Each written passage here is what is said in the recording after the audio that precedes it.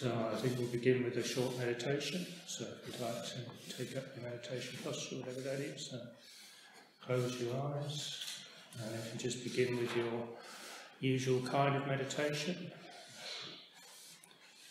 Just for a few minutes to settle down.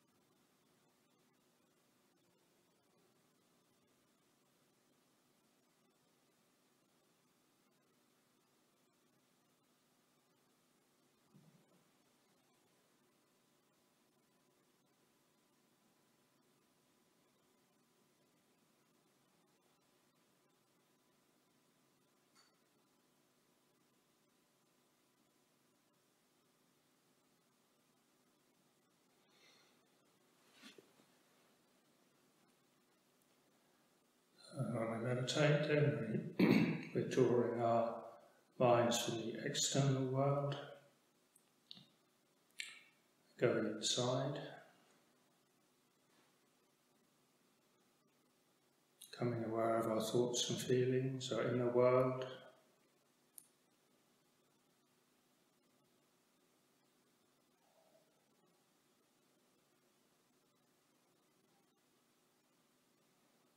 And if we see clearly, then what we see is that there's two things here. There's a karma from the past, memory, perception, coming automatically into the mind as we sit here. And then there's what we add to that in the present moment.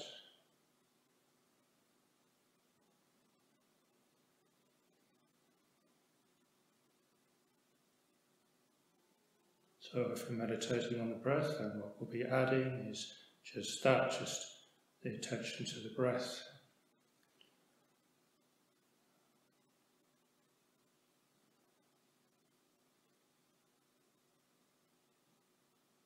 We may not be adding anything, we may just be listening to our inner world, becoming aware of our inner world.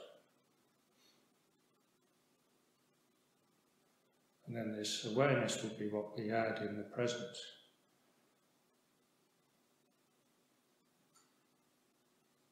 Taking another look.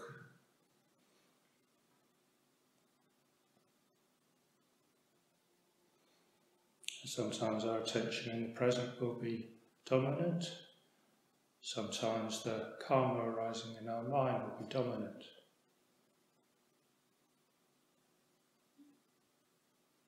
There's a lot of things coming up, a lot of karma arising, and we can need to calm the mind. We have to see clearly.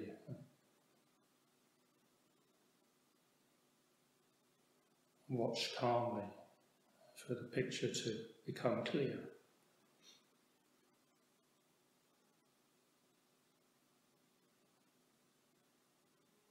If you're a more experienced meditator, and we'll be more aware of how we're looking at our inner world, the world of karma.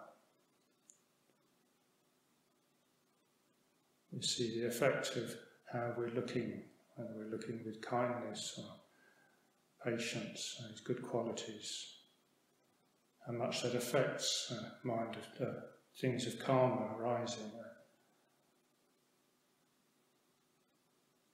Changes our inner world.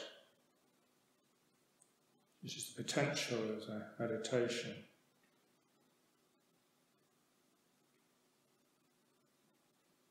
If our meditation is very good, then we can be quite creative with what's happening. So meditation can move from a passive, just watching, being aware, calming the mind, following the breath.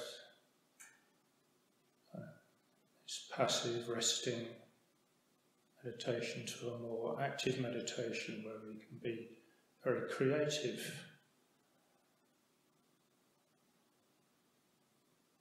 This modern phrase, recreating ourselves.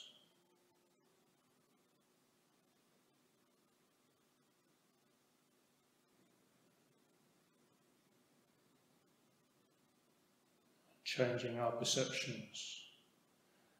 Perception is the key quality of the mind, the most influential one and the most hidden. If we get to this creative stage, we can be creatively making our own perceptions, changing perception.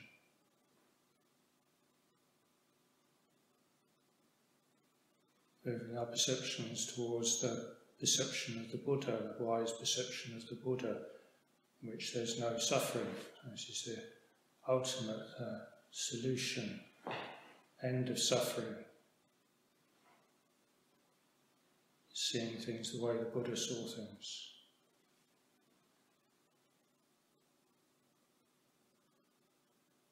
So beginning is very simply watching, calming the mind.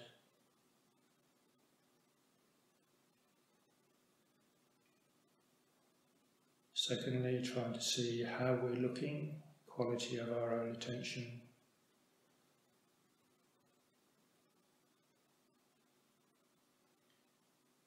And the final stage, which could be after the meditation or during the meditation, this creative phase, which is the theme for today, using creativity in our practice.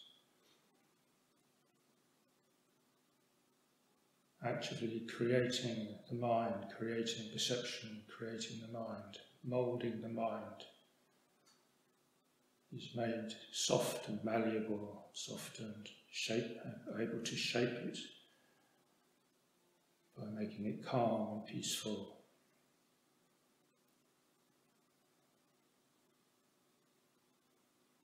And we can create a beautiful mind state.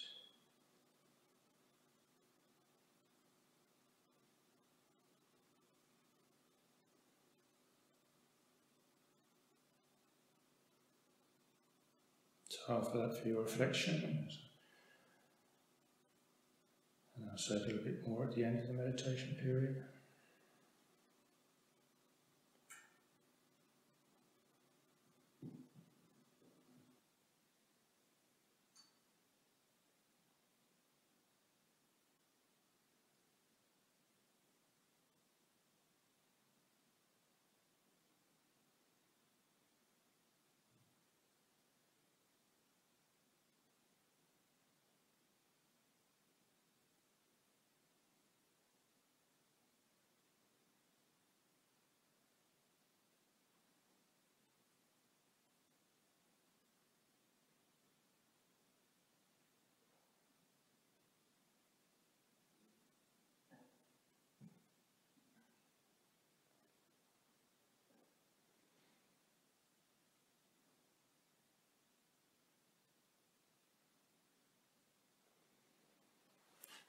As we continue sitting, for most people there's a bit of discomfort starts to come around.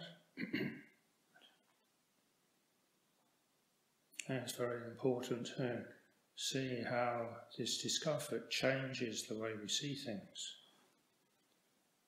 Our feeling changes our perception.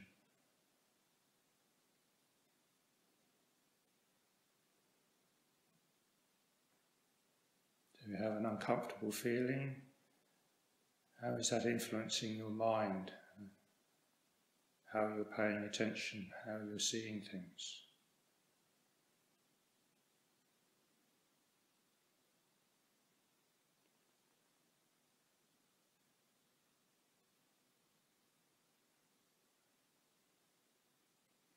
If you have a pleasant feeling, then how is that affecting the way you're seeing things, the way you're seeing your inner world, your thoughts and feelings?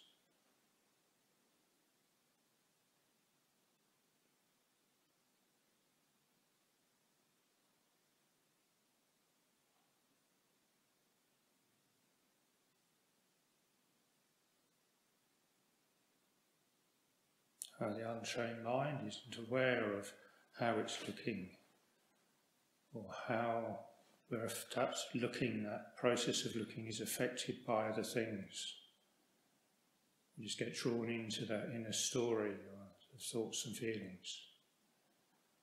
The trained mind, meditative mind, become aware of how you're looking.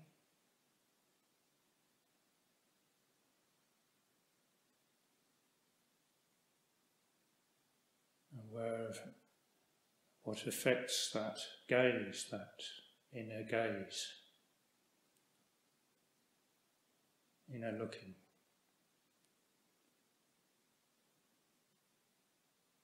And this is the whole story, it's the whole picture. So if we were to write something about this experience that we're having sitting here, then there'd be two things. There'd be the watcher, describing how we're looking and describing what we're looking at.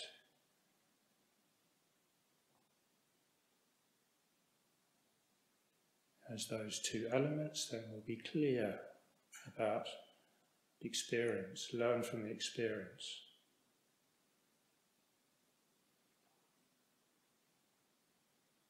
If we can describe those two things, what's happening, thoughts and feelings, and how we're looking at them. And then for the more experienced person, the strength of awareness can be such that we can begin to affect very strongly what's happening in the mind. Become creative with it, change it in a good direction.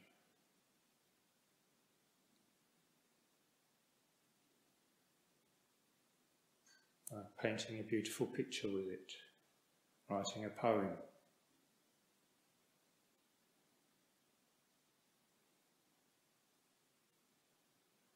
Summary of the whole practice, Ajahn Chah, great Ajahn Chah. If it's not good, just let it go, let it cease. If it doesn't cease, then make it good. So I'm describing this second process. Sometimes we just stay with the breath, stay with the meditation, and then everything just goes peaceful. Very good. If that doesn't happen, then we have to make it good, whatever's in there, in the way I've described.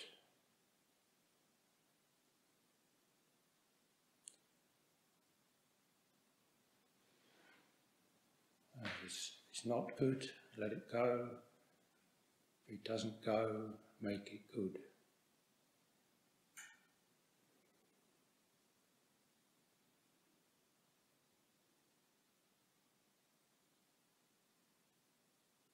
After that, for your reflection, we'll just sit a few more minutes of that in mind.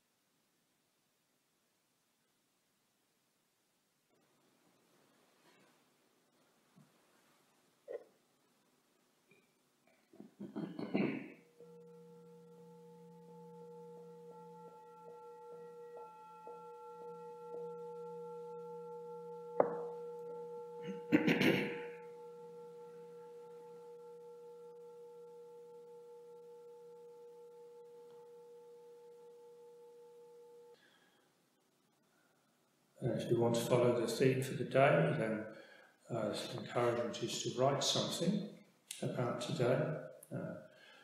So, as I've described, a contemplative way of writing would be to describe your thoughts and feelings today, to describe how you were looking or how you were attending to those thoughts and feelings. So a bit like a dialogue, really, like an inner dialogue, a dialogue with our karma.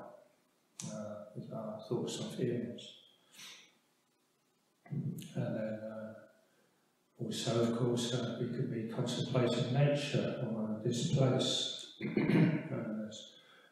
the Buddhist monastery, my day in the Buddhist monastery, isn't it?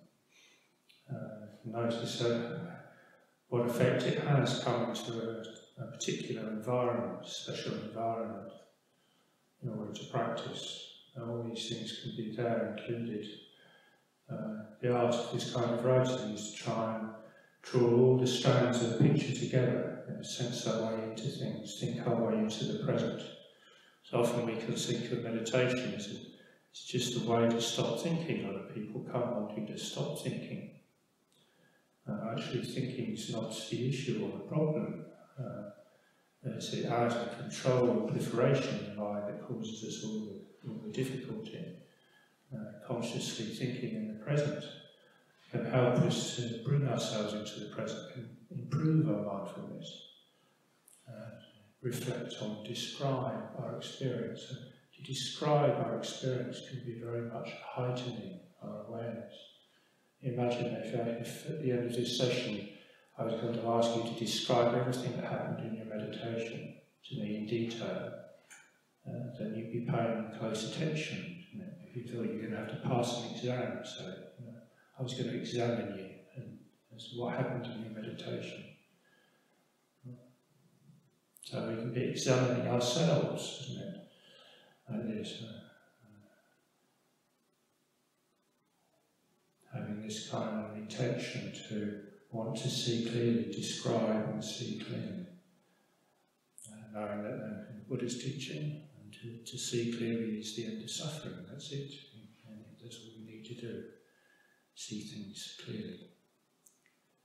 And we'll be happy